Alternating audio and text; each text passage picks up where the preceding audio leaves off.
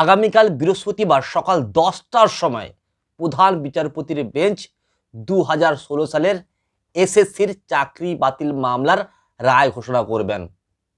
26,000 চাকরি প্রার্থীর ভবিষ্যৎ নির্ভর করছে প্রধান বিচারপতির উপর।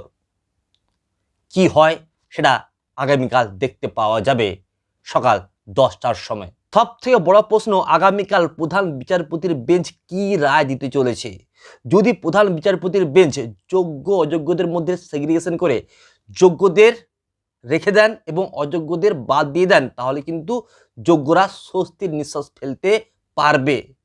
যদি এই যোগ্য অযোগ্যদের মধ্যে সেগ্রিগেশন করা সম্ভব না হয়, পুরো প্যানেলটাই বাতিল করে দেওয়া হয়, তাহলে কিন্তু যোগ্যরাও শাস্তি পাবে এবং অযোগ্যরাও তো শাস্তি পাবেই, তার সঙ্গে সঙ্গে যোগ্যরাও কিন্তু শাস্তি পাবে। আপনারা সকলে দেখেছেন কীভাবে 2016 সালের এসএসসি নিয়োগ মামলায় বুড়ি অভিযোগ উঠেছে।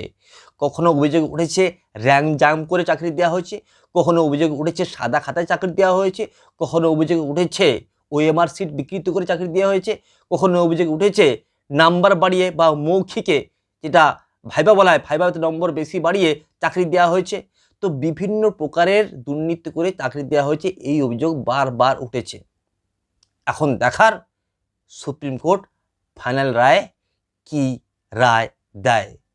এ বিষয়ে কোনো সন্দেহ নেই, আজ রাত 26,000 এই চাকরি প্রার্থীরা ঘুমাতেই পারবে না।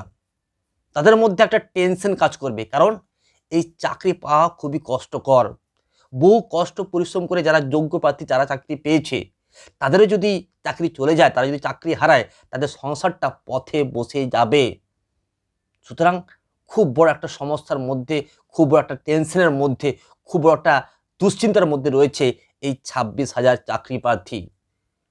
যদি সুপ্রিম কোর্ট একটা এমন রায় দেয় যাতে করে সকলের সুবিধা হয়, তাতে কিন্তু অবশ্যই উপকৃত হবে এই 26,000 চাকরি প্রার্থী। এখন দেখার মহামান্য আদালত কি রায় দেয়, কারণ আদালতের উপর আমরা কোনো কথা বলতে পারি না, আর আমাদের এটা এখতিয়ারেরও বাইরে। যে রায় দিবে সেই রায় আমাদের মেনে নিতে হবে।